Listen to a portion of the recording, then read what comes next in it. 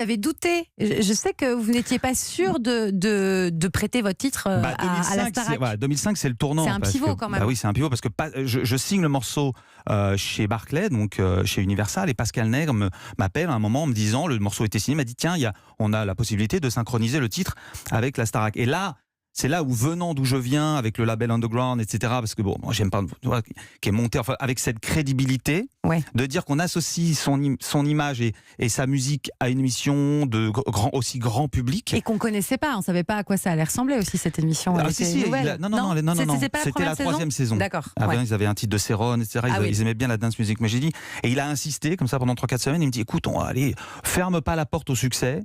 Tu vas là, ça va être monstrueux pour toi. Bon.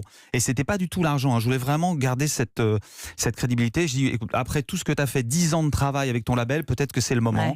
Et c'est vrai que ça a été un virage incroyable pour moi. Elle est importante cette phrase. Ferme pas la porte au succès. Parce que aujourd'hui, votre vie, elle serait très différente.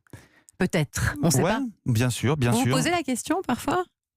Non, parce que j'ai fait les choses tout à fait naturellement, avec sincérité, et j'ai jamais cherché à galvauder ma musique ou que ça ressemble à quelque chose sur le marché déjà. C'était vraiment, en tout cas à ce moment-là, 4 accords de guitare acoustique avec un chanteur jamaïcain dessus, ça ne s'était jamais vu auparavant, et que ça a fait danser les gens. Certainement pas en prime sur TF1. Non, bien sûr, mais bon, synchroniser une musique, c'est plus facile que de la jouer dans les clubs, et c'était pas forcément à la base, en tout cas, la structure d'un morceau club pour danser. Mais il y avait une telle énergie que les gens, finalement, se le sont appropriés.